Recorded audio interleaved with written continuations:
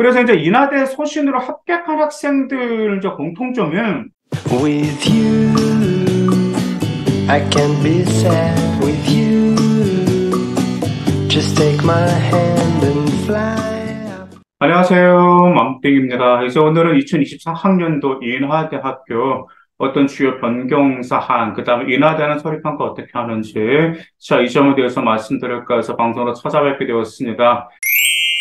자, 인하대, 우리 대한민국에서는 공대로 굉장히, 그래도 나름 유명한 공대 중에 대학교 중에 하나죠.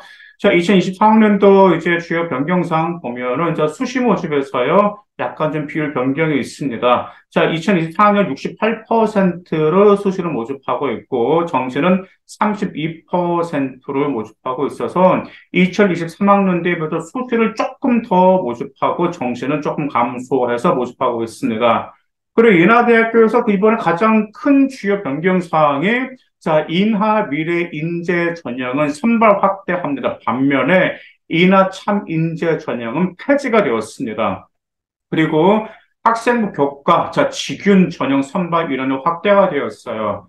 2023학년도부터는 그랬잖아요. 아이들 인하 미래를 지원할 것인지, 아니면 인하 참인재를 지원할 것인지 많이 갈팡질팡하셨는데, 네, 여기서 이제 인하 참인재가 폐지가 되었습니다. 그리고 이제 수능에서도 영어 반영 등급별 환산 점수가 변경이 되었기 때문에 그 점도 여러분들 참조하시기 바라겠습니다. 자, 그럼 학생부 종합 인하 미래 인재 모집에는 무려 960명을 선발하고 있습니다. 자, 1단계 70%고 면접평가 30%고, 자, 1단계에서 3.5배수 내외로 1차 선발하고 있습니다. 의예과의 경우는 이제 3배로 선발하고 있고요. 자, 수능 최저 학력 기준은 없습니다. 자, 그리고 학생부 교과 지역균형 모집이면 610명을 선발하고 있습니다.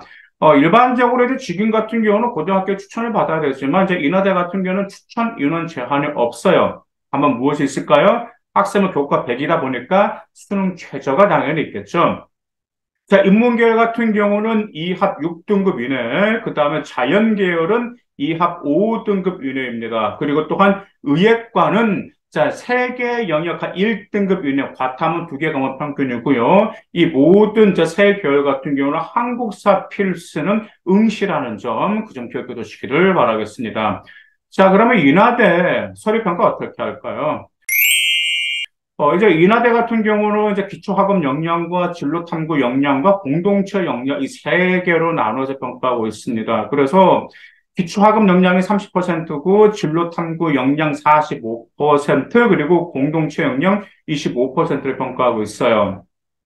자, 그럼 기초학업 역량 30%는 무엇으로 구성되었냐면요. 학업 능력 20%, 학업들은 10%로 이렇게 구성이 되어 있거든요. 그래서 이 네 가지를 평가하고 있습니다. 첫 번째로 이제 기초적인 학업 능력이 얼마나 되는 건 당연히 평가하겠죠. 그 다음에 자기 주도적인 학습 태도를 평가하고 있습니다. 근데 자기 주도적이라는 것은 여러분들 아시다시피 모든 대학들이 다 요구하고 있어요. 왜냐하면 자기 주도적인 역량이 있다는 것 자체는 우리 대학교 입학하자 충분히 혼자로 성장할 가능성이 있구나라고 평가하고 있기 때문에 여러분들의 고등학교 1학년 때 이 점 계획시켜서 꾸준히 보여줄 필요가 있습니다. 두 번째로는 자, 학업의 발전 정도를 평가하고 있어. 학업의 발전 정도 하면서 교과 활동에서 성실하고 적극적인 태도를 보였는지라는 점을 평가를 하고 있고, 세 번째, 전 학년에 걸쳐서 1학년부터 3학년 때 걸쳐가지고 학업 성취도라든지 특히 생기부에 자기 주도적인 학습 태도가 잘 드러났는지를 평가를 하고 있습니다. 그래서 이제 인하대 소신으로 합격한 학생들 이제 공통점은 전공 관련 과목에서 자기주도적인 태도가 굉장히 좀 잘 나온 아이들. 특히 이제 인하대 같은 경우가 이제 공대로 유명하잖아요. 그래서 이제 뭐 작년에도 그렇고 재작년도 그랬는데 정말 내신이 부족한데 인하대가 약간 좀 불안불안하는 그런 아이들 같은 경우 학생들도 보는데 제가 이제 그 학생들이 소신 이상 합격을 하고 이제 생기부를 보니까 정말 전체적인 게 다 불이 보이지는 않았습니다. 불이 보이지는 않았는데 고등학교 1학년 때 3학년 때까지 특히 동아리 활동에서 계속해서 자기 진로와 관련 활동에서 발전하면서 결과물을 보였고요. 그다음 두 번째로는 전공과 밀접한 관련 과목에서도 또 거기서 뭔가를 하고 성장하고 막 심화시키고 성장하는 것들이 이런 아이들이 다 드러났었습니다. 근데 이런 아이들이 소수를 합격한 학생들의 공통점이었습니다. 그다음에 진로 탐구 역량은 이제 45%에 가장 많이 차지합니다. 인하대에서.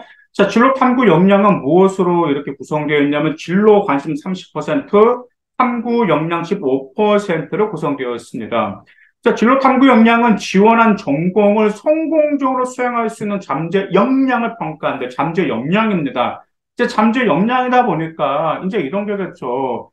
잠재 역량 어떻게 평가할까라는 것은 여러분들의 어떤 뭐 분석력이라든지, 그 다음에 뭐 응용력이라든지, 뭐 융합 능력이라든지, 이런 점들의 역량을 평가한다는 점이고요. 그 다음에 진로에 대한 일관성도 중요하는데, 진로를 찾고, 막 개척하는 그런 성장하는 과정과 다양한 노력이 중요합니다. 그래서 지금 예를 들어서 이제 우리 이제 인하대 이제 기계공학과를 지원 학생들을 보면은 그 학생들 같은 게 응용을 많이 해요. 대표적으로 기계공학과 학생들 같은 경우 드론을 많이 하죠. 일단 반면에 이제 자율주행 자동차도 이제 이 점은 굉장히 좀 깊이 파고 들어가는 그런 학생들은 많이 있습니다. 근데 그 아이들이 단지 드론만 하나 쭉 파는 것은 아니었어요. 드론을 어떻게 융합시킬 것인지, 어떤 쪽으로 개선 사항이 있을 것인지 하면서, 드론은 어떤 기술을, 어디에다 접목시키면 어떨 것인지, 이런 점들의 다양한 노력들을 나가면서 응용하고 융합하는 게 좀 그런 게 좀 보였습니다. 이런 학생들이 소신으로 합격한 학생들의 좀 공통점이었기 때문에, 자, 그 점도, 네, 기억해 두시길 바라겠습니다. 그 다음에 또한 진로에 대한 관심을 바탕으로 이제 본인이 부족한 능력 개발을 위해서 노력한 과정을 중심으로 평가합니다. 그러면 부족한 능력 개발을 위해서 노력한 과정을 중심으로 평가하는 게 이게 생기부 어디에서 나올까? 네. 과세특에도 이런 점이 막 부족한 점을 이게 이거 구체적으로 나와야 돼. 그냥 본인의 부족한 역량을 개선하려 노력한다라는 거 아니고 어떤 부분에서 어떤 개념이나 어떤 이해력이 부족하지만 그것을 극복하기 위해 노력했다라는 것도 나오기도 하고 심지어 한 학생 같은 경우는 생특에서도 좀 부족한 점을 좀 노골적으로 선생님 쓰셨더라고요. 그러면서 이 점이 정말 부족해서 이거 개선해야 되는데 부단히 노력을 하고 있다. 이런 식의 행태가 나와요. 근데 행특 같은 경우는 그런 점은 잘 안 나오거든요. 행특은 아시다시피 교사 추천서예요. 그래서 저도 그 생활기록부 행특을 보고 와 이것 좀 행특이 선생님이 그 행특이 뭐 어떻게 나왔냐면 끈기가 없다라고 그렇게 나왔어. 자기가 맡은 일에서 끈기가 없어서 그 점에 대해서 좀 이렇게 노력할 개선이 필요하는데 노력한다라는 이런 게 나왔단 말이에요. 근데 이것은 좀 그렇잖아. 그런데 아니나 다를까 합격했어요. 왜? 그 행태계 결국은 그래도 개선하기 위해서 노력한다는 선생님의 너무 객관적인 평가가 들어갔는데 그게 인정을 받은 것 같더라고요. 자, 그 다음에 진로 개발을 위해서 뭐 탐구라든지 응용하는 다양한 활동을 어느 정도 성장했는지를 평가하고 있습니다. 성장과 결과는 반드시 나와야 됩니다. 제가 항상 말씀드리죠. 호기심으로 끝나면 절대 안 된다라고 그러셨죠. 반대 배웠음, 뭐 어떤 역량 키웠음, 그것만을 끝나는 건 아니라고 그러셨죠. 진로에 어떻게 적용할 것인지, 실생활을 어떻게 같이 개선하고 노력할 것인지, 이런 점들이 어느 정도 성장했는지가 생기게 보여야 되고요. 그래서 지금 이제 인하대 소신으로 합격한 학생들, 이게 물론 다른 학교도 마찬가지인데, 보면은 자신의 진로에서도요, 특정 분야에서 보면 좀 덕후 기질이 보입니다.